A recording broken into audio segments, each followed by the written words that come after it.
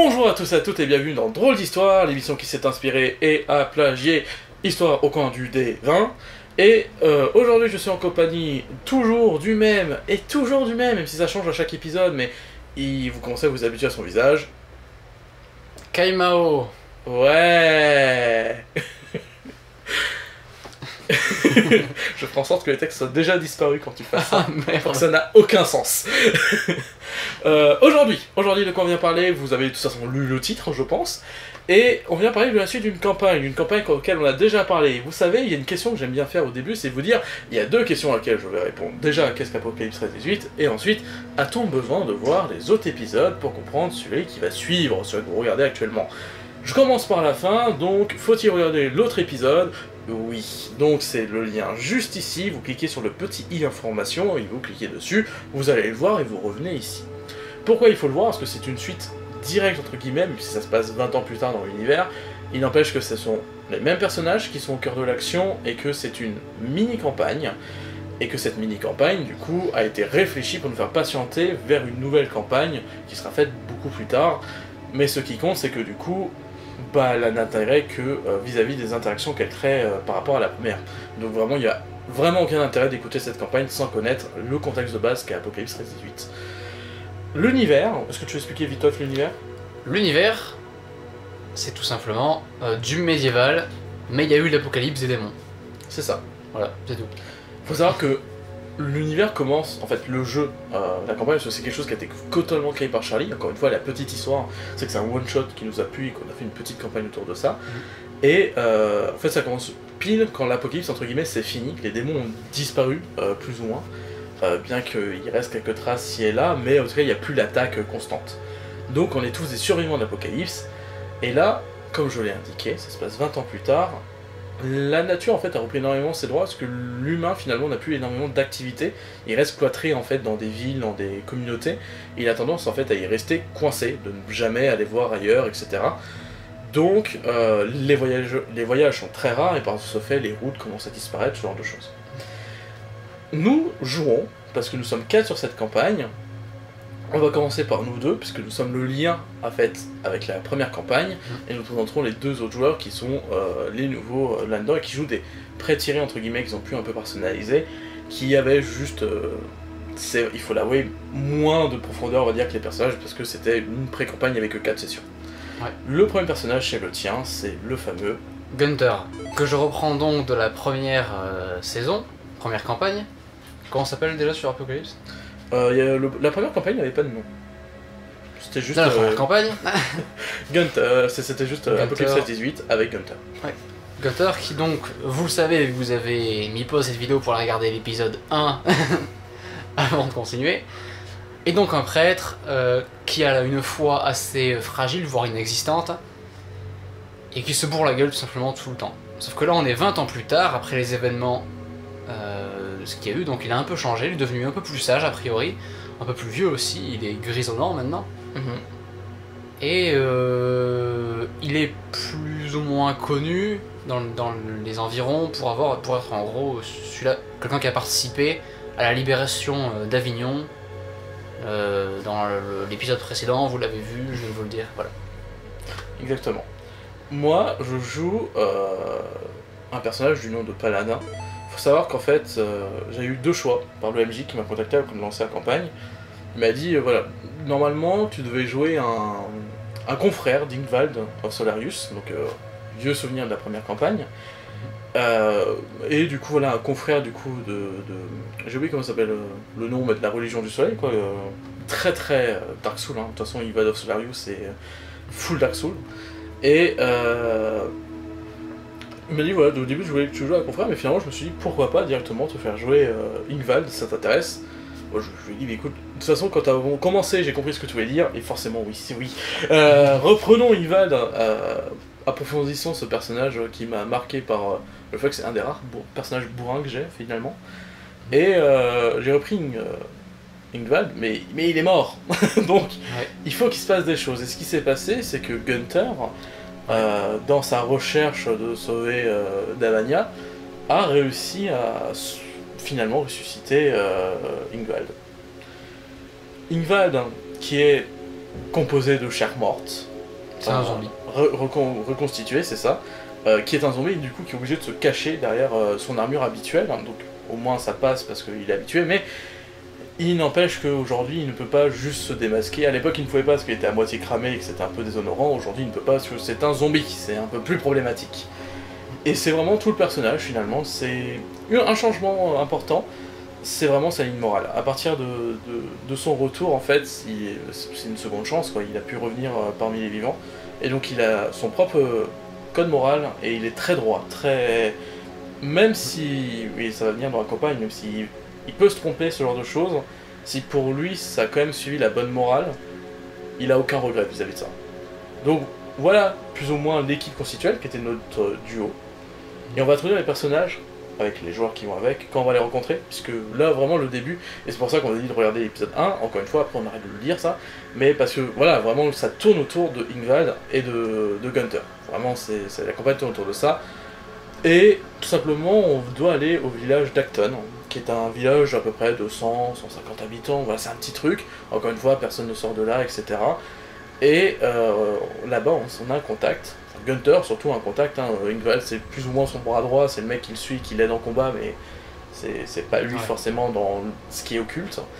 Et t'as un contact finalement, le moine Basile, qui te dit bah moi j'ai besoin que tu m'aides, je sais toi que tu cherches des choses plutôt occultes, je peux aussi t'aider dans cette direction là, donc si tu viens, il y a moyen qu'on s'aide mutuellement. Exactement. Pour ce faire, il va nous mettre en contact, ça il nous prévient à l'avance, avec deux personnes, qui seront du coup les deux joueurs, une voleuse et un chasseur, sachant que le chasseur, si jamais, par hasard, il y aurait besoin d'un sacrifice pour sauver l'âme d'une personne, par hasard, est une personne qui a vraiment un passé mauvais. Nous on ne sait pas en détail ce qu'il a fait. Ouais. Mais on sait que du coup c'est quelqu'un qui, si jamais se trouvait être sacrifié... C'était un bandit, il me semble. Oui. Un bandit de grand chemin ou quelque chose comme ça. Il y a sûrement des petits détails qui n'ont pas été évoqués.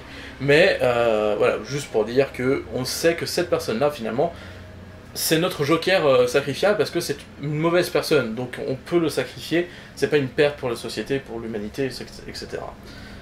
Bref, on se retrouve en fait à la ville d'Acton, on a rendez-vous dans une auberge, et je vais te laisser présenter du coup les autres personnages. À l'auberge donc, on rencontre le personnage d'Antoine, qui est donc Jeanne, qui est donc la fameuse voleuse, qui est assez vindicative on va dire, on dit qu'elle parle franchement et qu'elle cache pas ses intérêts qui sont juste le pognon.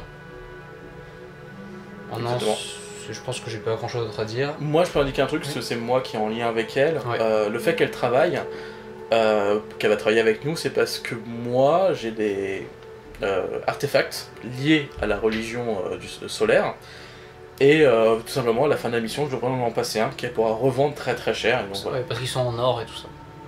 Tout à fait. On passe au suivant. Autre personnage, le personnage de Gossed que vous connaissez, qui est, j'ai oublié son nom... Edouard.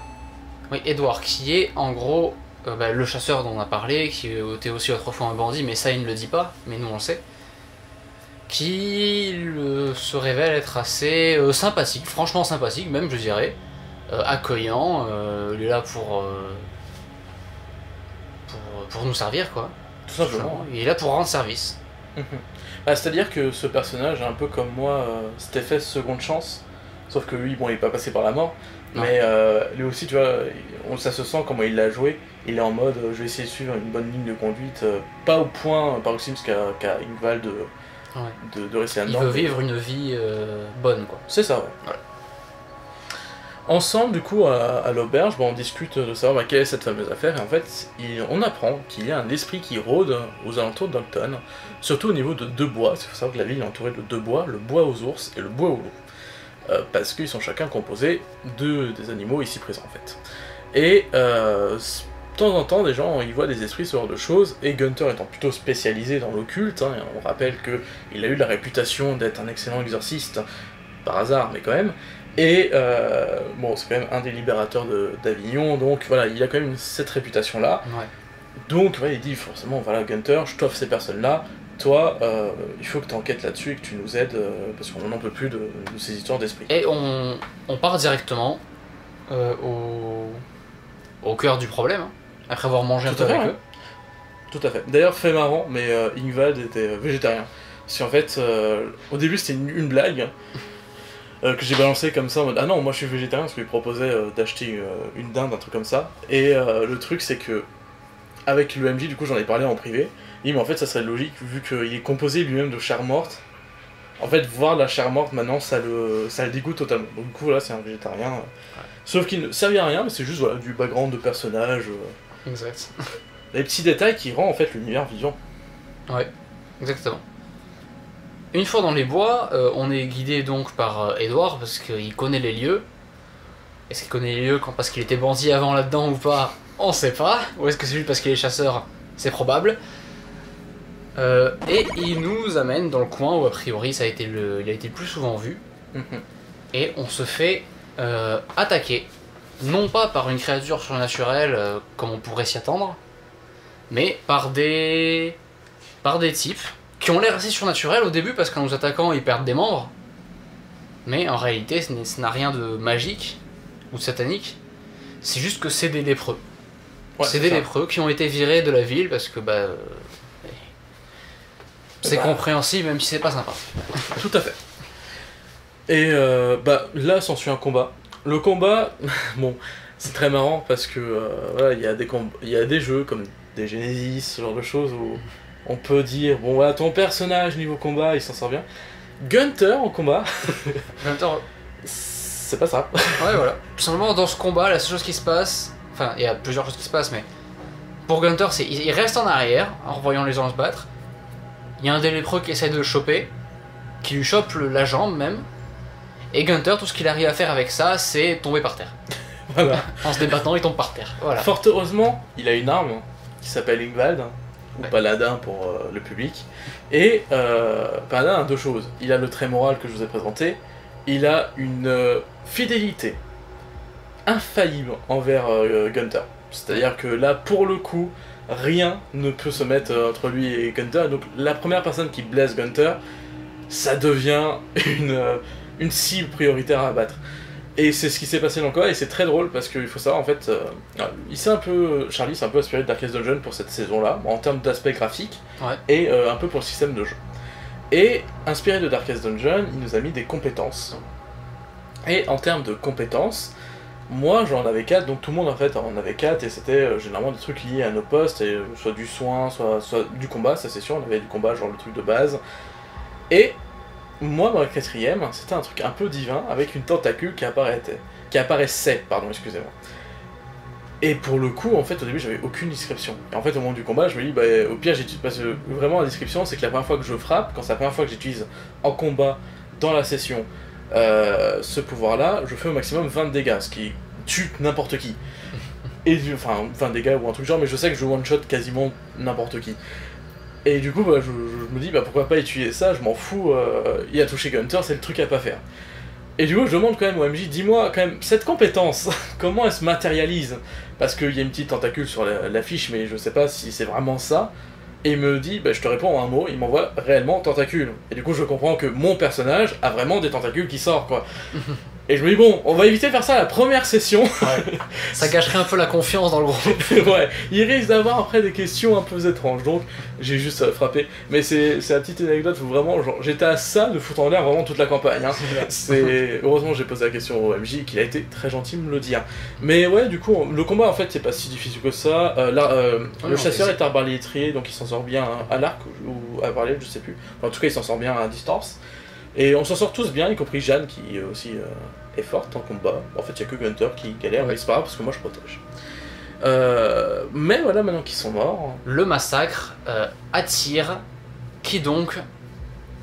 La créature que les gens ont l'air d'avoir aperçue. Quelle est cette créature? C'est clairement juste un fantôme d'un type qui arrive en faisant ces bruits de fantôme, le ouh, et en disant mortel, éloignez-vous, et qui commence à se nourrir, qui a l'air de se nourrir en gros des cadavres, même sans vraiment mâcher dedans, mais comme ça. Moi, personnellement, Gunther, je me dis, c'est trop nul. Voilà, c'est trop nul. Ouh, mortel. Et je me dis, Ok, c'est faux. En fait, c'est faux. C'est pas un vrai fantôme, c'est une supercherie, quoi. C'est un trucage.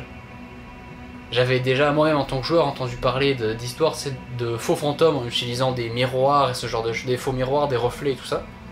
Et je me suis dit, c'est Charlie qui connaît ça, qui l'a mis en place. Et donc je me fous de sa gueule. J'ai dit tout simplement, oui bon d'accord, tu peux arrêter le numéro, hein. Et puis j'insiste et j'insiste, et lui aussi, enfin le fantôme du coup se relève et au bout d'un moment il perd toute crédibilité, il se met à nous parler comme s'il parlait à n'importe qui. Et moi j'insiste en lui disant, mais vas-y enlève ton déguisement. Sauf qu'en fait j'avais pas compris que c'était vraiment un fantôme, mais c'était vraiment un fantôme nul. En vrai, c'est juste, il était pas méchant. Mais ce qui était excellent en fait dans cette scène surtout, c'est qu'on a dû faire des jets pour voir notre résistance mentale, voir si on paniquait. Ouais. Et encore une fois, les dés ont été plus rapides parce que Gunther et Ingvad, hein, qui sont de toute façon, vu qu'ils travaillent dans le culte, affronter les démons. Voilà, normalement ils y sont là-dedans. Donc ils ont pas particulièrement paniqué. Et à côté, je suis pas sûr pour le personnage d'Antoine, Jeanne. Par contre, sur Edouard. Oui. Alors, il a fait un échec, et en même temps, en fait, c'est parce que c'est sa phobie. Ouais. Edouard, on n'a pas parlé au début, mais avait peur du surnaturel et de l'enfer et tout ça, justement à cause de ses actions précédentes. Logique. Parce qu'il avait peur d'être jugé et de finir Et du coup, il au était feu. tétanisé par le fantôme nul, pendant qu'à côté, il y avait Gunther en mode, bon, allez, c'est bon, là, c'est trop nul ce que tu fais. Et c'était vraiment excellent à écouter. Et en fait, oui, c'est juste, en fait, le mec, il est habitué que les gens le fuient directement. Et en fait, du coup, il fait aucun effort, quoi. Il était juste en mode, je suis un fantôme, et après, je me nourris parce que il faut que je me nourrisse, quoi. Ouais. Finalement, le quiproquo passe, tout le monde comprend que c'est un fantôme et tout le monde comprend que c'est un fantôme nul. Et on lui dit, bon, qu'est-ce que t'as fait pour être là, du coup, comment ça se passe?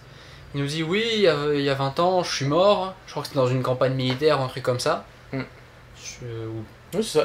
Il y a 20 ans, c'est quand il y avait les démons, donc il a dû mourir dans la guerre contre les démons, peut-être. Ouais, et de souvenirs. Alors je dis peut-être une connerie, mais je crois que Charlie a fait une blague en mode, en fait, il est justement en tombant contre un rocher, un truc du genre. Oui, il s'est pas battu contre les démons, c'est juste sur le chemin, il est tombé et il est mort. Ce qui arrive plus souvent qu'on ne le pense, et encore plus au Moyen-Âge, du coup, parce que le nombre de rois qui sont morts de manière nulle, alors j'imaginais les gens en bas.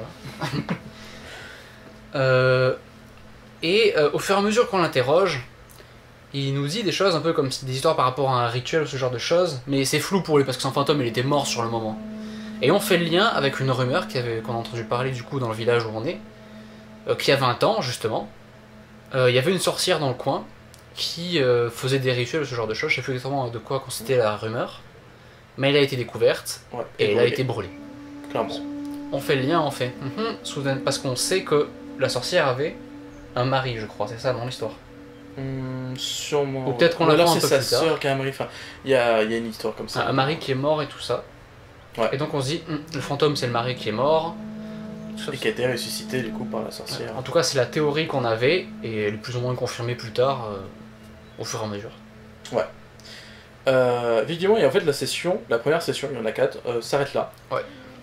C'est la petite fin, on a résolu à faire, enfin, s'arrête là. Exactement, en fait, s'arrête quand Gunther. Oui, ouais. Oui. Quand Gunther, du coup, fait ce qu'il doit faire, donc en fait, tu vas je sais pas quoi, exorciser ou le bénir, je sais pas quoi. Mais en tout cas, tu vas faire ce qu'il faut pour que son âme puisse aller en paix au paradis. Et je me rappelle qu'Ingval était plutôt perturbé par ça, parce que il a parlé, ce fantôme, qu'avant de revenir sur Terre, en fait, il était juste devant une énorme porte avec plein de gens, et qu'en gros, elle s'est jamais ouverte. Et est-ce que c'est le purgatoire? Est-ce que c'est les portes du paradis qui s'ouvrent plus? Il y a un gros questionnement là-dessus, et Ingval qui est mort, qui n'a aucun souvenir, effectivement, de tout ce qui s'est passé pendant sa mort, il a quand même envie du coup de savoir quoi, et le fait que le personnage parle juste de porte fermée et qu'il est pas capable de dire si c'était le purgatoire ou quoi, bon il était un peu perturbé, il a laissé Gunther faire et prenant sur lui.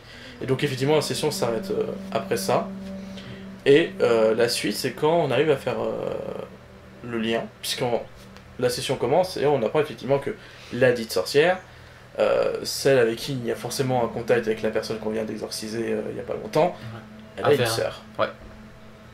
Qui est encore en vie. Et on va la voir directement, non? Oui, c'est ça. On perd pas de temps. Hein. On sait où elle est, autant on va aller la voir, et elle vit dans un petit rassemblement d'appartements, genre 4 appartements rassemblés. Voilà, on y va directement, parce que notre mission n'est pas terminée au final, on est censé quand même régler le problème définitivement. Il faut qu'on enquête sur les origines, tout ça, pour que ça se repasse pas. On va sur les lieux, qui est un espèce de bâtiment qui est séparé en 4 appartements.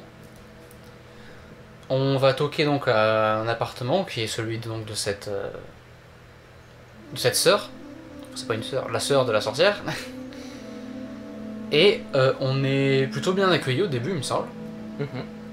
On rentre chez elle, sans problème. Je sais plus de quoi on lui parle. Mais... non, mais on dit clairement qu'on est là pour aider. Et en fait, elle nous accueille bien, mais elle nous fait comprendre qu'elle peut pas trop, que ça lui pose elle a déjà des problèmes, etc. Et en fait, toute la conversation va être d'essayer de la mettre en confiance, en mode t'inquiète pas, on te protège, etc. Et Ingvad va vraiment aller à fond là-dedans, pendant que Gunther, lui, de son côté, est en train de fouiller, je veux dire, les discussions, c'est pas trop son truc. Fouille dans la bibliothèque. Elle a une petite bibliothèque, chose intéressante du coup, parce qu'à l'époque, pas beaucoup de gens lisent. Ça livre, ouais. Je chope le premier livre qui attire le plus l'œil de Gunther, parce qu'il a une formation quand même de prêtre et tout ça. Il sort la Bible, et en faisant ça, un petit carnet à la couverture marron tombe par terre. Rien qu'à la vue de ça, la femme commence à paniquer. Elle commence à vouloir nous foutre dehors, à nous dire non, y a pas de problème avec ça et tout ça, remettez-le à sa place. Bien entendu, je me saisis de ce carnet, et je le garde en main pendant que les autres continuent d'essayer de la remettre en confiance. Ouais. Ça marche pas du coup, parce que vraiment la situation devient beaucoup trop stressante pour elle avec ce qui vient de se passer. Elle était déjà suspicieuse que pendant que nous on discutait, toi t'étais déjà derrière en train de fouiller, et avant pour la vie, elle jetait souvent des regards dans ta direction pour voir ce que tu faisais, donc elle savait qu'il y avait un risque.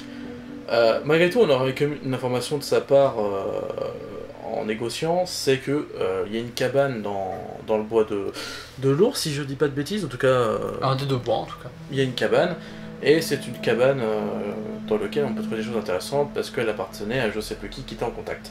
Sa sœur, il me semble. Oui, c'est ça, c'était il me semble qu'elle nie pas le fait que c'est sa sœur avec nous. D'accord, c'est ça, ouais. Et du coup, elle nous dit au moins ça, et par contre, très intelligent, Edouard insiste, vous êtes sûr, vous pouvez pas le montrer sur une carte exactement l'emplacement? Il fait, non, mais c'est juste dans le bois. Il fait, ouais, vous êtes sûr, vous pouvez pas le montrer? Et pendant ce temps-là, du coup, Gunther continue à fouiller. Et c'est vrai que, après la rassurer, une fois que tu trouves le bouquin, ça marche pas du tout. Et elle fait, bon, écoutez, vous avez posé trop de problèmes, maintenant partez.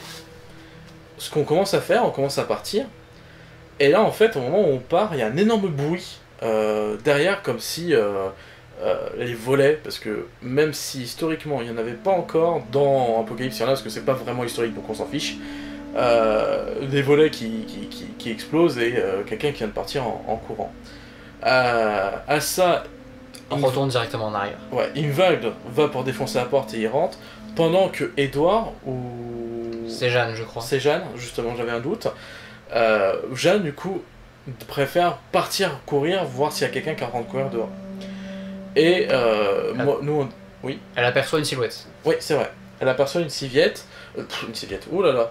Oui, c'est vrai, elle aperçoit une silhouette. Et quant à nous, on rentre dedans et en fait, elle est juste en mode, mais vous faites quoi, bande de malades, quoi. Enfin, genre, vous venez de défoncer ma porte. Vous êtes en train d'attirer l'attention, vous avez dit juste avant que vous allez promettre d'être safe avec moi, enfin qu'est-ce que vous foutez quoi? On va leur peut-être briser. Effectivement, mais c'est trop tard, on sait que on peut plus rien faire. Et comprenant ça, on fait tant pis, et sur le coup, Ingvad se dit peut-être qu'il y a quelqu'un qui a surveillé, enfin peut-être qu'elle n'est pas coupable et que c'est à son insu. Et du coup... Possible, même si personnellement j'y croyais pas du tout parce qu'on avait déjà chouchopé un bouquin bizarre chez elle. Certes, ouais. Mais Ingvad se dit pourquoi pas. Et se dit dans le doute, honnêtement autant les lieux santé, et du coup je tends, je lui propose ma bourse en mode vas-y dis-moi tout ce que tu sais. Elle refuse de parler, je jette quand même ma bourse avec toutes les pièces que j'ai dedans, et m'en vais en partant, comprenant que de toute façon c'était foutu avec elle, on a été allé un peu trop loin rapidement. Ensuite, une fois qu'on retrouve Jeanne, elle nous dit qu'elle a vu quelqu'un courir, mais malheureusement impossible de rattraper. Du coup on décide d'aller vers la fameuse maison. Je te laisse continuer. Fameuse maison dans les bois. Toujours Edouard qui nous guide dans les bois parce que c'est son milieu de prédilection. Une fois arrivé sur les lieux, on découvre une cabane assez classique qui n'a rien l'air d'avoir de très suspicieux, jusqu'à qu'on trouve sous un tapis ou sous le lit. Sous un tapis, ouais. Sous un tapis, ouais, une trappe qui descend, on l'ouvre, et à l'intérieur, par contre, là, c'est un peu plus suspicieux. Parce que c'est tout simplement une chambre rituelle. Hein. C'est ça. avec plein d'outils qui ont l'air d'être assez sataniques. Au sol, il y a un pentagramme qui a été peint, avec du sang en plus, il me semble. Il y a des bougies, il y a des livres. Des livres qui, clairement, dès qu'on les ouvre, sont interdits. Tout comme le livre aussi, justement, de la femme, que j'ai eu le temps de feuilleter avant d'arriver, qui était lui aussi plein de choses que les gens sont pas censés découvrir, sinon on vous brûle. Un peu du même type que de la première Bible occulte qu'avait pris Gunther Et que j'ai toujours sur moi depuis des générations. Dès que quelqu'un le voit, je pourrais mourir. Dans la campagne 1. Et du coup, la nuit nous rattrape et on y dort, tout simplement, parce qu'on n'a rien à faire de particulier. Sachant que malheureusement, le matin, au réveil, on remarque que quelqu'un a rôdé autour de la maison. Par je ne sais plus quel indice, mais on Ça est doit être persuadé. Jeanne qui le découvre. Il me semble qu'elle avait des talents pour ce genre de choses un peu chelou. Sûrement. En tout cas, on décide de se séparer en deux groupes. Il y a Edward et Paladin qui vont aller chasser et en même temps surveiller si la personne n'est pas aux alentours. Et de l'autre côté, Jeanne et Gunther restent à l'intérieur pour que Gunther puisse étudier vraiment les bouquins. Et avant qu'on aille dans le vif du sujet de l'action, dans le bouquin, je commence maintenant à présent à tomber sur la piste d'un rituel qui me semble très intéressant pour donc sauver Davania, qui est notre quête à tous les deux depuis le début, comme vous le savez. Ça semble assez intéressant, ça parle cependant a priori de quelques sacrifices, ce genre de choses, et de rituels particuliers. On s'en doutait un peu, mais ça commence à devenir un peu plus douteux comme histoire. Ouais, on sait qu'il va falloir franchir une certaine ligne pour arriver jusqu'au bout. Nous, du côté Edward Paladin, on y est tout simplement avant de faire la chasse quand on entend un loup japper. Très étrange parce qu'il jappe comme un loup en détresse qui est vraiment en train qui jappe vraiment en boucle, et c'est presque dire un chien battu rendable à l'aide, quoi. Du coup, on s'y rend. Et en s'y rendant, on remarque en fait ce loup jappe, s'il n'arrive pas à attraper quelque chose qu'il a très envie de manger, qui est un corps pendu. Et le corps pendu, on le connaît, parce que c'est le moine Basile. Fin de session! Et on aime bien les cliffhangers ici. C'est vraiment... il faut toujours s'arrêter au moment où on peut pas faire... Et du coup, session 3, on reprend immédiatement au niveau du moine Basile. C'est la panique, je dis à Edouard, on va chercher les autres. Et on revient ici. Il est d'accord immédiatement, de toute façon, on retourne en arrière, on va les chercher, on dit venez, il y a un problème. Moine Basile, pendu, etc. Dépêchez-vous. On part tous les 4 en courant. Et bien évidemment, quand on y retourne, vous en doutez, dites-le dans les commentaires. Faites envoyer. Voilà, si vous avez raison, on met un pouce vert. J'aime bien ta technique, hein, je vais la reprendre tout le temps. Et bien effectivement, moine Basile n'est plus là. Et là, immédiatement, mon personnage, autant que le joueur, là, comprend que c'est une grosse triche, enfin une grosse, pas triche, mais un gros piège. J'utilise les bons mots quand même. Et c'est un énorme piège, et du coup se met à hurler immédiatement. On retourne là-bas immédiatement. Bon, ils mettent un peu de temps, peut-être par choc, de se dire, mais attends, il y a un corps, pas de corps. En fait, je pense que personne d'autre s'est dit que c'était un piège. Je pense que tout le monde s'est juste dit, ah, ils ont caché la preuve de leur meurtre. Et on se disait, on va fouiller pour trouver des indices. Alors que oui, en effet, ça aurait pu être un très gros piège.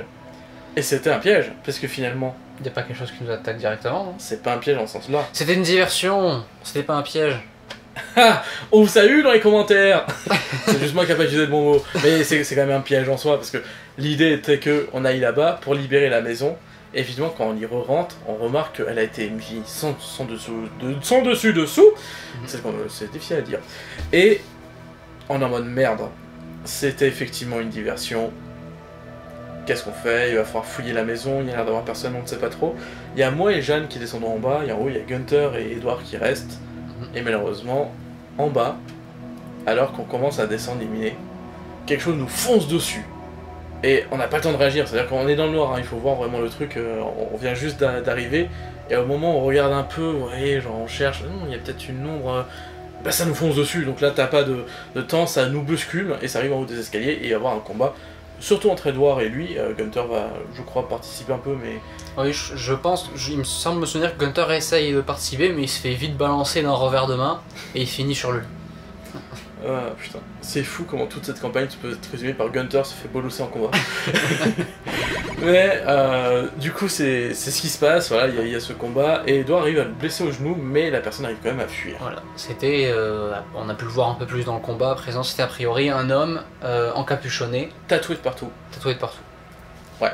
Voilà, truc qui hurle très fort, sataniste, sataniste cliché. Après cet événement, on hésite, enfin, est-ce qu'on doit rester ici, est-ce qu'on doit partir, qu'est-ce qu'on fait, oh là là, qu'est-ce qu'on a fait. Bon allez, on retourne en ville. Ouais. On retourne en ville. Avant ça, Gunther, cependant, vérifie juste un peu dans la salle en dessous d'où il venait et découvre que certains objets ont disparu, des objets dont il aurait eu besoin, a priori pour le rituel pour sauver Davania, des genres de bougies particulières et ce genre de choses. Ah mais je savais pas ça. Oui, parce qu'il fallait des bougies et tout, c'est pour ça que plus tard on cherche des objets. Ouais, donc, ouais.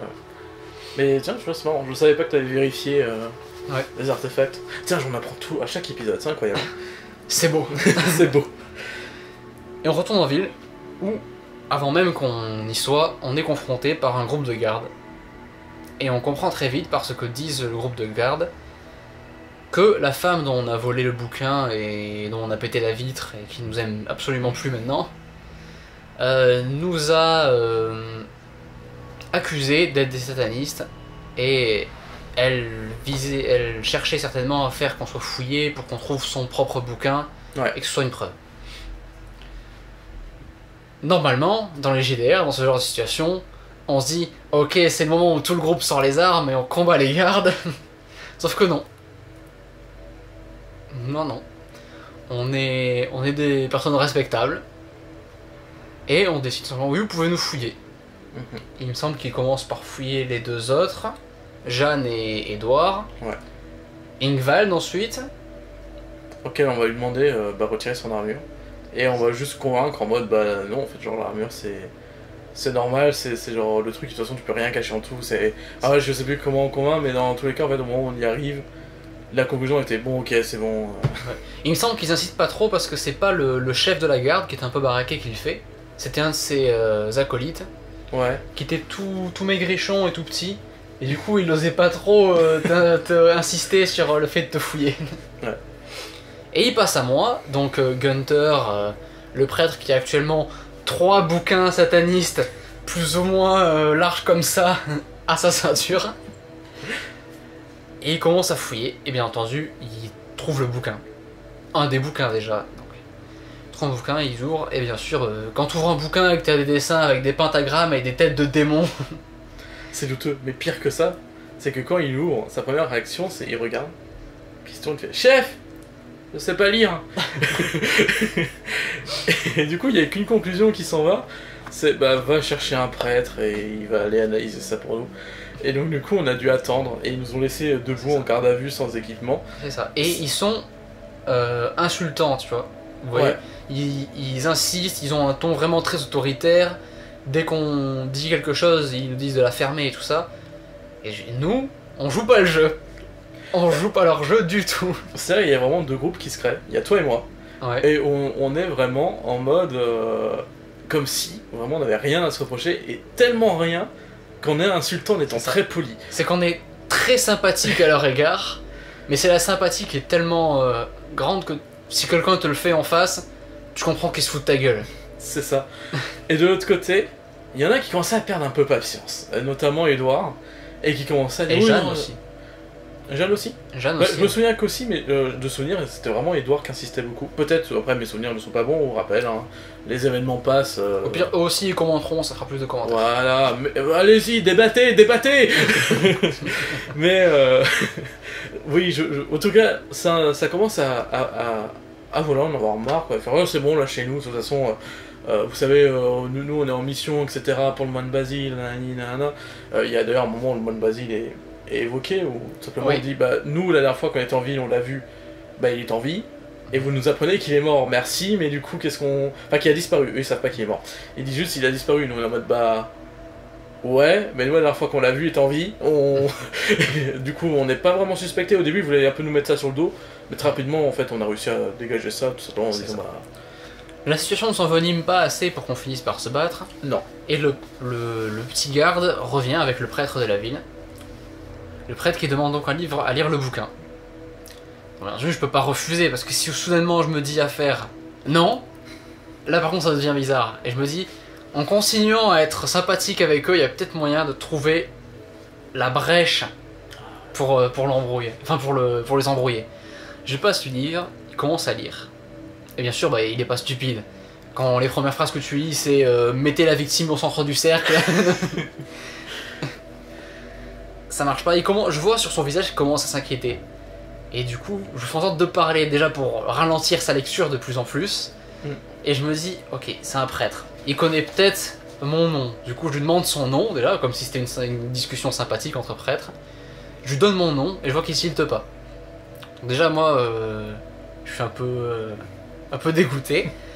Et je me sens un peu, tu vois, perdu dans mon... J'arrive pas à trouver la brèche, j'y arrive pas. Et j'ai rien en tête qui me vient pour... Donc ce que je fais, c'est que je recommence tout simplement. C'est vraiment l'échec total. Je recommence, je dis... Oui, donc, vous avez entendu parler de moi et tout ça. Et ça commence à titiller dans sa tête. Il se dit, ah mais oui, c'est le Gunther d'Avignon, tout ça. Et hop, là je me dis, ok, j'ai trouvé l'endroit. Et il me semble que les autres me suivent aussi dedans. Genre ils disent, oui, mais vous le connaissez et tout ça. Et j'arrive à l'amadouer en lui disant, oui, c'est des livres au contenu assez douteux. Je les ai récupérés sur les lieux de la bataille et tout ça. Et je cherche à apprendre quelles sont les intentions des forces du mal pour réussir à les combattre, quoi. Ouais, pour réussir à les combattre.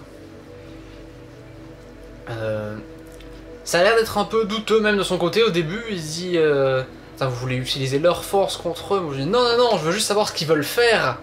Et comme ça on peut savoir où il faut attaquer. Ce genre de choses, ça marche. D'un petit truc rigolo, il devient même un peu lui-même curieux du bouquin et il demande à noter des trucs dessus. Donc sûrement qu'il va déclencher une autre apocalypse dans quelques années. Ça va être bien, Apocalypse saison 3. Et on arrive à s'en libérer. Les gardes partent bredouille, bien dégoûtés, surtout le garde de la ville. Ah ouais, clairement, il voulait notre peau, il nous aimait pas. Peut-être au visage, mais... Mais c'était vraiment une scène où on s'est superbement débrouillé, je trouve. Et où ça s'est vraiment joué, il me semble quasiment rien qu'au roleplay. On n'a pas jeté de dés pour le convaincre, non? Ouais, clairement, c'est du roleplay. Rien qu'au roleplay, on s'est parfaitement débrouillé. Je remercie Antoine qui joue... Jeanne qui a bien participé aussi, je ne sais plus exactement dans quel terme, mais il faut lui donner crédit. Ouais, elle a bien participé, elle a trouvé des arguments parfaits pour aller dans mon sens. Il y avait des embrouilles de garde à base de l'ancré et tout ça. Malheureusement, on s'en souvient plus du contexte, mais c'était super bien joué. Et du coup... la suite c'est simple, c'est genre maintenant on a le droit d'être en ville, c'est bon, on est innocenté. Donc on va aller à la maison d'Edouard, à la cabane du chasseur. C'est ça, on va se reposer là-bas parce que c'est là qu'on crèche. Parce qu'Edouard est un homme très sympathique qui veut bien qu'on habite chez lui. Vous mangez là-bas, parce que moi je mange pas avec eux, parce que il n'a pris que de la viande. Donc moi je vais aller demander à l'auberge du coin des croutons rasis pour... de toute façon... Le goût de la nourriture n'est pas quelque chose qui intéresse Ingvald, ce qui compte c'est juste faire le bien autour de lui. Et j'en profite d'ailleurs pour aller voir mes artefacts, parce que comme je vous ai dit, c'est avec les artefacts que je vais payer Jeanne. Et c'est vrai qu'elle est très insistante là-dessus à la fin de... quasiment dans chaque session, elle remet ça sur le tapis en mode mais vous avez bien mes artefacts, etc. Et du coup, Charlie m'avait proposé à la fin de la première session de savoir si je voulais les cacher ou quoi. Je voulais en cacher un qui était sous le pont en fait d'Ancton, que j'avais enterré. Au cas où il m'arriverait malheur et que je perdais celui que j'ai sur moi, et j'en gardais un sur moi pour toujours, si jamais elle me pose la question, pouvoir le sortir à tout moment et dire voilà, tu vois, j'ai des artefacts. Et en même temps garder sur moi du coup le moins suspect pour éviter que faire référence directement au solaire. Ce qu'a fait par exemple pour la fouille, quand ils ont fouillé mon sac, ils ont vu un artefact, ils ont pas dit oh mon dieu c'est hérétique par exemple. Donc moi je vais juste vérifier en passant et après on y retourne, et c'est là que j'apprends qu'il y a un plan qui se met en place. On va envoyer Jeanne en fait à la maison de la sœur, espionner, voir un peu ce qui se passe. Est-ce que tu veux raconter ce passage là ou tu racontes le passage d'après? Non, je vais raconter ça. Allez, vas-y. Le plan finit par être confirmé et on envoie Jeanne sur place. Là-bas, qu'est-ce qu'elle découvre? Elle découvre que non loin de la maison donc, de cette fameuse sœur de la sorcière, il y a 4 personnes, 4 silhouettes encapuchonnées, qui ont l'air d'être en train de faire une réunion rituelle Bah, c'est vraiment dans le hall des 4 appartements en fait. Ah, c'est complètement chez eux. C'est ça. Hein. C'est chez eux, en train de faire une réunion rituelle dont le sujet est a priori nous, et dont ils prévoient a priori de lancer un assaut cette nuit même pour nous abattre parce qu'on commence à leur mettre beaucoup trop de bâtons dans les roues. Ouais. Jeanne fait demi-tour assez rapidement en faisant du bruit et en étant presque découverte. Exactement. Parce que je me souviens de ce passage, c'était très intéressant en termes de narration. Oui. C'est en gros, elle fait un bruit. Du coup, un réflexe, c'est soit tu te caches, soit tu cours. Elle se met à courir, elle passe par la fenêtre et en fait, elle va pile trouver l'angle au coin de la rue pour s'allonger et en fait être, enfin plus ou moins en fait se masquer dans l'ombre. Je sais plus d'ailleurs si ça s'allonge ou pas, mais c'est vraiment l'idée en fait. Tu passes par la fenêtre et tu te plaques à l'ombre pour pas qu'on le voit. Et du coup, bah vu qu'il fait nuit, la personne qui regarde dehors voit pas Jeanne et du coup Jeanne pourra nous rejoindre. Nous de notre côté, nous sommes encore une fois Edward, Ingvald et Gunther. Et alors qu'on est chacun en train de faire notre truc de notre côté, on entend du bruit. Edward est très suspicieux. Ingvald et Gunther, on est limite en mode oh t'inquiète. Oui, c'est un oiseau sur le toit. Ouais, on est vraiment en mode faut pas s'inquiéter. D'un côté, même le joueur le pensait un peu. Je me suis dit pourquoi pas qu'il refasse une feinte comme l'ours dans la première saison. Et moi non plus, j'étais pas inquiet parce que je me disais, et je le pense toujours, c'est une erreur de temporalité. Parce qu'ils sont censés être à la réunion actuellement avec Jeanne, ou alors ça veut dire qu'ils sont courus très vite jusqu'à chez nous. Avant même d'être plus rapide que Jeanne. Il n'y a qu'une personne. Après, il y a peut-être un truc, faut demander au MJ exactement ce qui s'est passé. On s'en fiche. Ce qui compte, c'est qu'il y a une personne sur le toit, ça vient de faire du bruit. Edward le remarque et se lance une course-poursuite entre eux et lui qui va quitter Hampton et aller jusqu'à dans les champs à côté pour s'affronter jusqu'à la mort. Nous, pendant ce temps-là, au début, on va juste partir en course-poursuite. Nous, on part pas, on est en mode tu veux vraiment aller là-dedans. Mais on va être confrontés, nous aussi, à notre propre problème, puisqu'une femme aux yeux noirs décide de nous attaquer. Et forcément, Paladin se dit, bon, Paladin Ingvald, bah je vais pas laisser Gunther en premier front, donc je vais me mettre à l'encart de la porte. Si elle veut attaquer Gunther, elle passe sur moi. Et effectivement, elle va devoir me passer dessus, et il y a un combat qui s'engage, et ouais, elle s'en sort plutôt pas mal en combat. Hein. Elle met assez mal Ingvald, qui est pourtant assez bon en combat. Malgré peut-être sa faiblesse et le fait qu'il se bat beaucoup avec son bouclier. Mais d'un côté, depuis qu'il a défoncé un camp de bandits rien qu'avec le bouclier, bon, c'est devenu un kiff. Mais c'est pas grave parce qu'elle arrive à me mettre mal et en fait, dans le combat, elle va réussir en fait tout simplement à détacher le home enfin, oui, c'est ça, en home, hein, le casque, c'est ça, ouais. Le home de armure d'Ingvald, qui je rappelle, cache le fait que c'est juste un zombie en putréfaction. Et le masque tombe. Et là, forcément, Charlie me demande juste comment tu réagis. J'ai plusieurs choix, plein de choix qui me tiennent à moi. Mais Ingvald, il a conscience d'une chose, c'est un monstre, c'est quelque chose qui est vraiment pas fait pour être appréciable. Ouais. Et c'est le moment où tant pis pour la moralité, tant pis pour le fait que ce soit peut-être l'homme le plus bon en ce moment sur Terre, tellement il est là pour le bien des autres, il va juste lui faire un énorme sourire sadique. Et le temps que la femme remarque ce qu'elle voit, elle se met à hurler. Gunther, lui, est passé discrètement derrière. Ouais, et je l'égorge. Voilà. C'est le premier meurtre de Gunther. C'est le premier meurtre des mains de Gunther. Parce que si vous avez vu le premier épisode, et vous êtes censé l'avoir vu, Gunther avait déjà tué un de ses compagnons parce qu'il avait une puissance démoniaque dans cette personne-là. Il l'avait brûlé. Il l'a brûlé, donc c'est quelque chose de différent. Il l'avait enfermé dans une pièce, il avait mis le feu. Ouais. Cette fois-ci, avec ses mains, il a tué quelqu'un. C'est vrai que c'est un moment assez charnier du coup. Ouais. Et le pire, c'est que la session s'arrête là-dessus. On s'arrête sur le Gunther qui tue et Edward qui revient après avoir tué lui aussi de son côté en mode vous allez bien. Et au moment où il arrive, moi je suis en train de remettre mon homme. Le secret est sauvé. Ouf, j'aurais dû le tuer. 4ème session et dernière. Celle-ci, le début en fait, et beaucoup de discussions, donc on va les résumer très rapidement et on viendra au moment intéressant, donc je te laisserai faire. Le début en fait c'est très simple, on vérifie un peu tout ce qui s'est passé pour l'attaque, on voit effectivement que la femme a les yeux noirs, etc. On se dit ok ça va pas, il faut qu'on retourne du coup chez la sœur, on retourne chez la sœur. Ouais. Alors Jeanne nous rejoint, vu qu'elle nous avait pas rejoint pour la finale. Excuse-moi, j'aurais dû l'indiquer. Qui nous apprend le nombre exact de satanistes. Exactement. sachant que le joueur s'est trompé, donc pendant la moitié de la session, et on cherchait un fantôme, mais bon, comme on savait nous-mêmes qu'il s'était trompé, et que c'était la dernière session, et qu'on voulait pas déborder pour rien, bon, au bout d'un moment, on a fait exprès de résoudre le quiproquo, le PJ était d'accord pour qu'on évite, Ouais. même si en RP ça... Bon, en RP ça on l'a quand même bien amené en mode t'es sûr, etc., parce Ouais. qu'il faisait sombre, enfin, voilà. Dans tout... Mais c'était quand même rigolo en soi de faire « Ah là, ils sont 5 !» Alors on était sûr qu'ils étaient 4. Mais du coup, ouais, on va là-bas, et en fait, on sait, il y a la sœur qui dort sur le lit. On sait que la première fois, la personne est partie du lit, parce qu'il y avait une tache au niveau de la fenêtre, qui montrait directement le lit à la fenêtre. C'est ça. Donc il me va le premier réflexe, je m'allonge et je regarde. Et qu'est-ce que je vois? Deux yeux jaunes qui brillent, enfin pas jaune mais jaune par la brillance, hein, pas par la couleur, donc c'est-à-dire juste une personne qui observe. Et là il y a ce moment d'éternalité, aucun des deux réagit, on se regarde juste. C'est ça. Par un subtil mouvement de la main, j'indique. Gunter, qui a l'habitude de travailler avec moi, comprend que j'essaie d'indiquer qu'il y a quelqu'un, et on se met d'accord. Il va falloir qu'Edouard tue, du coup en décapitant, la sœur de la sorcière, en même temps que moi je vais m'occuper de la personne en bas pour éviter que ni l'un ni l'autre soit alerté par une des deux actions.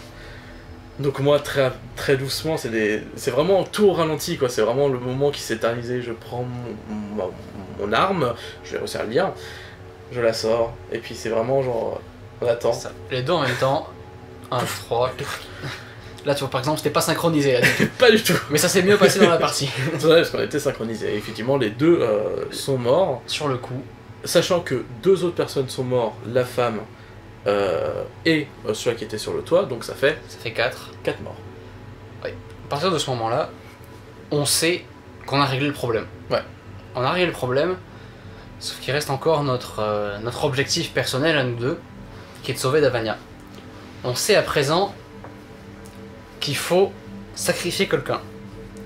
Le plan, normalement, c'était de sacrifier donc Edouard. Oui. On peut le dire maintenant, de manière claire. On devait sacrifier Edouard vu qu'on savait qu'autrefois il avait été un bandit de grand chemin, et qu'il avait sûrement fait assez de meurtres pour flipper lui-même d'être en enfer. Le problème, moi de mon côté, en tout cas pour Gunter, c'est que durant toutes ces sessions, il avait été assez sympa quand même, ce Edouard. C'est vrai. Il avait été assez sympa. Et je me disais qu'au final, la voleuse, ça quand même méritait peut-être un peu plus, parce que c'était une voleuse. Certes, elle était pauvre, mais elle était aussi complètement détestable dans son comportement. Donc peut-être qu'elle le méritait d'être pauvre. Prenez pas mes... Oui. Mais enfin, vous voyez la logique, quoi. Le problème, c'est que pour l'instant, on devait les amener déjà sur le lieu du sacrifice. Parce qu'il nous fallait un cercle et tout ça. Ce qui était pas dur à convaincre, parce que eux, je sais pas, ils ont l'impression qu'il y avait encore à faire. C'est ça. Donc, Il nous faisait confiance. Edouard, il était en admiration face à nous deux parce qu'on était des tueurs de démons, on avait exorcisé quelqu'un devant lui. Donc il nous suivait, et Jeanne nous suivait parce que déjà il fallait qu'elle ait sa récompense. exactement. Voilà, la preuve déjà que c'était pas quelqu'un de très bien. On les amène donc à la fameuse cabane dans les bois, où il y a déjà eu maintes et maintes sacrifices pour le dieu du mal. On les amène sur place, et je sais pas pourquoi, mais on n'est pas... Non oui, on s'est pas concerté sur le fait qu'on devait ou pas changer de victime. Ouais, on n'a pas eu le temps. Ouais, et on peut pas faire ça en fait, on peut pas le faire devant eux parce qu'ils sont avec nous, ils sont collés à nous, et donc on suit le plan. On décide d'ouvrir une brèche vers un autre monde. Alors, je suis le rituel, je vide un peu de mon propre sang, et une brèche s'ouvre dans la réalité elle-même, là, comme si ça s'ouvrait devant vous. Il y a une voix qui nous dit d'entrer. Ouais. Alors on est un peu douteux quand même. Parce que... Il fallait rassurer énormément Edouard en mode mec, ce qu'on fait là, c'est pour aider les gens, nanana. Là, c'est le moment où la moralité des personnages est suspectée, mais pour justifier mon personnage, parce que j'ai indiqué pendant très longtemps il est très droit et là d'un coup il a manipulé quelqu'un pour le sacrifier, c'est un peu l'exception. C'est-à-dire qu'il sait que ça, c'est nécessaire au fait qu'il soit là aujourd'hui. Et donc du coup, il savait qu'il y avoir ce moment. Il y a confrontation aussi tout simplement entre ta morale et ton serment de suivre Gunter. C'est ça. Parce que Gunter est un peu moins droit, c'est quelqu'un de gentil. Mais s'il faut faire quelque chose d'assez douteux pour quelque chose d'important, il est capable de le faire. Ouais. On arrive quand même à le convaincre, surtout moi, je joue vraiment le jeu en mode Tu lui allez, mets la main sur l'épaule pour l'amener aussi. pas le choix, en mode on y va ensemble. C'est Gunther d'ailleurs qui rentre en premier, et c'est marrant parce qu'au début on n'a pas de nouvelles, on l'entend pas ni rien, donc on est juste là en mode bon bah on est deux, on y va, on rentre dedans. Jeanne reste en arrière pour Exactement. garder, pour protéger, quelque chose comme ça. Parce qu'il nous faut bien quelque chose en arrière, vu qu'on laisse une faille derrière. Parce Ouais. que quand on la referme derrière nous, on est un peu... Dans la merde. Et on arrive dans un endroit, je sais pas si je m'en souviens mal, mais ça me fait penser à un décor gréco-romain post-apocalyptique. Ouais, c'est Gréco-romain rouge. C'est pas non plus le cliché de l'enfer qu'on aurait, genre une Ouais. vaste étendue, c'est pas le Nether de Minecraft. Voilà, il n'y a pas des flammes et des cendres partout. C'était très rouge, mais décor vraiment gréco-romain, j'ai Il y a l'impression. des statues. Ouais, les grandes statues, ils avaient des ailes. Ouais. D'ailleurs, indice sur le lore de l'univers, il semble que les statues avaient des ailes coupées. Mm. Ouais, ils avaient genre Ça- la base des ailes, mais qui avait été coupée. Ça me dit quelque chose, ouais. Donc voilà, ça fait sûrement référence au truc classique de les démons, c'est des anges déchus et tout ouais. ça. Mais on n'en sait pas plus. On est directement accosté par une voix que je connais tout particulièrement, Gvalnon vu qu'il était mort avant, qui est celle du démon squelette, un des espèces de prince démon de la campagne précédente, le boss final de la campagne précédente, qui avait survécu et qui avait amené Davania avec lui en enfer. Il nous dit d'avancer, qu'il va pas nous faire de mal, qu'il est là à présent pour faire un pacte avec nous, vu que c'est le but de ce rituel à la base, qu'on doit avancer. On traverse des pièces. C'est ça, On arrive dans une pièce où, avant la porte finale, il y a 3 gros chiens démoniaques. Ouais. Je sais plus s'ils avaient plusieurs têtes ou pas, ou en tout cas ils avaient les yeux rouges, ils avaient l'air clairement possédés, qui sont attachés avec des chaînes. Encore la voix qui nous dit avancez, il n'y a aucun problème, ils sont là pour surveiller qu'il n'y ait pas d'intrus non voulu. On avance du coup. Et puis les chaînes lâchent. Avec la voix qui dit j'ai menti. Et c'est là que le combat commence. Ouais, alors le combat est désastreux. Ouais. Le problème c'est qu'ils sont 3 chiens. Normalement on est 4 du coup dans le groupe. Sauf que Jeanne est à l'extérieur donc on est 3. Je peux la refaire? Normalement, on est 3 à savoir se battre dans le groupe, sauf que Jeanne est à l'extérieur donc on est 2. C'est ça le problème. Voilà, je ne compte pas. En combat, désolé. Et pour le coup, ça va se voir parce que Gunther va prendre méga cher. Oui, déjà, comme on est 3, les chiens se partagent les victimes. Et il y a directement un chien qui me saute dessus et qui me secoue au sol et il me fait clairement saigner quasiment à mort. C'est ça. Edward, c'est pareil, mais il arrive à s'en sortir. Et bon, moi, le chien, bon, il me blesse, mais j'arrive à m'en sortir. Et le truc, c'est quand je finis de tuer mon chien, bah mon premier réflexe, c'est ma fidélité, je vais voir vers Gunther. Et je vois le chien en train d'essayer d'arracher, je crois, un morceau de peau, la gorge, je sais pas trop quoi de Gunther. Enfin, vraiment en mode, si j'interviens pas, il meurt. Ouais, j'allais mourir là, clairement. Et donc j'avais là, plus que, en termes de jeu, j'avais plus qu'un seul PV. Ouais, et bah, en plus, je crois qu'il l'a retiré en un coup, hein, tout le reste. Hein. C'est Ouais, vraiment... en un seul coup, il m'avait tout retiré. Il me reste qu'un seul truc du coup. Il est temps que j'assume ma nature très occulte. Ouais.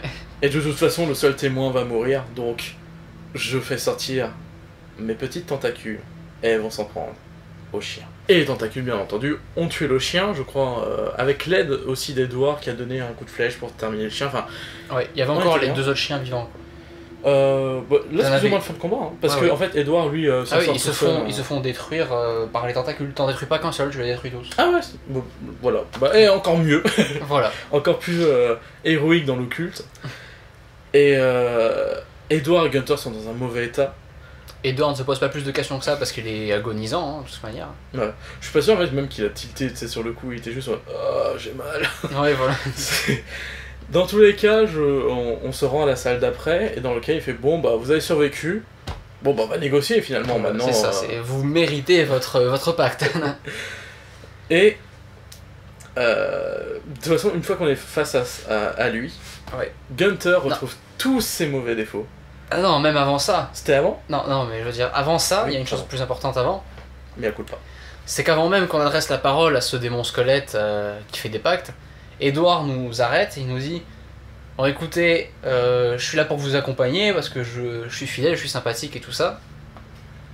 Mais c'est votre affaire, si vous avez quelque chose à faire avec eux, Moi je reste en arrière, je participe pas. Il avait aucune idée de ce qui... Et c'est terrible parce que c'est terrible, c'est dramatique quoi. Il prévient, moi j'ai pas envie, et il reste sympa quand même parce que normalement il est censé être dégoûté de nous quoi, parce qu'on fait un pacte avec un démon et il est censé être ultra flippé de ça. C'est sympathique jusqu'au bout quoi. C'est vrai. Et de toute façon tout va mal. On arrive à le convaincre de venir, Gunther commence à boire dans sa fiole. C'est ça, oui, parce que vous avez vu le premier truc, vous savez que Gunther est un alcoolique, même s'il boit, il a rien bu durant cette seconde campagne là, parce que bah déjà il essayait d'aller mieux, et secondement il essayait d'avoir la meilleure image possible. Ouais. Et puis il a vu le roi squelette. Et il a vu le roi squelette. Et là c'est fini quoi, il commence à vider sa gourde d'un coup. Et le roi Skull. Et d'ailleurs, je t'en empêche, parce que t'as un paladin qui chope la gourde. Stop. On est en négociation, fais pas une connerie, c'est toi qui parles. C'est ça. Et il me semble que Gunther accepte ça d'abord. Il dit d'accord, oui, t'as raison. Enfin, il dit pas, mais il se dit quand même, il faut que je reste comme ça jusqu'au bout quand même. Il faut que je fasse pas capoter jusqu'au bout. Le roi squelette, donc, nous confie. Je sais plus pourquoi je l'appelle le roi squelette, c'est le démon squelette. C'est un roi aussi, non? Mais oui, il a une couronne et une barbe, hein, souvenez-vous. Bon, le roi squelette nous dit tout simplement, enfin il nous confirme que oui, il faut un sacrifice pour qu'on puisse ramener Davania. Et je me souviens que, c'est ça, Ingvald pose la main sur l'épaule de Edouard, qui ne comprend toujours pas Edouard. Edouard est toujours là en train d'attendre et il me pose la main par sympathie, parce qu'il sait que j'ai peur de démons. Et c'est là que Gunther, tout simplement, il se retourne un peu vers Edouard, il fait... Écoute, excuse-moi, Edouard, c'était pas vraiment prévu, j'étais censé prendre quelqu'un d'autre et tout ça. Et t'as été sympathique, tu le mérites pas et tout ça. T'as vraiment été quelqu'un de bien, tu mérites ta rédemption et tout, mais on a besoin de ça. Et là, en fait, il réagit à peine, il fait attends, quoi? Il y a un moment, tu sais, il y a les yeux qui. C'est quand, qu'est-ce qui se passe? Moi, je le plante. C'est ça. Il meurt. Il meurt dans la tristesse. Sûrement, j'aurais bien pour son point de vue à tout ça. Alors là, dans mes pensées, tristesse, dépression, trahison. C'est ça, c'est terrible. Et Gunther est complètement dégoûté par ça, complètement. Parce que vraiment, il voulait l'épargner, quoi. Il voulait changer de victime, mais ça n'a pas pu se faire par la force des choses. Et le roi squelette, donc, il fait merci pour l'âme et tout ça. Il fait maintenant, je vais la ressusciter. Et ça marche pas. Il y a un problème. Voilà. Même le roi squelette est choqué. Il fait attendez, je comprends pas, ça marche pas. Et il nous révèle directement, non? Ouais, en fait, il est dans ses pensées quelques minutes, il cherche, il fait oh putain, c'était ça. Et là, il nous le dit clairement. Ça. Il y a une anomalie, il y a 2 âmes dans celle que vous voulez ramener. Ouais. Moi, à ce moment-là, en tant que joueur, déjà, si vous vous souvenez de la première session, on retourne sur les flashbacks encore en fin de session. Davania avait déjà fait quelque chose assez particulière, en tout cas la situation la mettait en coupable, même si on n'a pas insisté dessus. Une fois où elle avait écrit sur des murs pendant son sommeil et elle avait essayé de cacher les preuves. Sauf que en tant que personnage, Gunther il a aucune raison de douter de Davania. Donc je me dis ok, à quoi il pourrait bien penser à ça Gunther? Et Gunther se dit ok, Davania elle est enceinte. Et en fait c'est les 2 âmes, vous voyez, c'est genre elle a un bébé en elle, donc il y a 2 âmes. Et je me dis, oui, c'est ce que Gunther pense.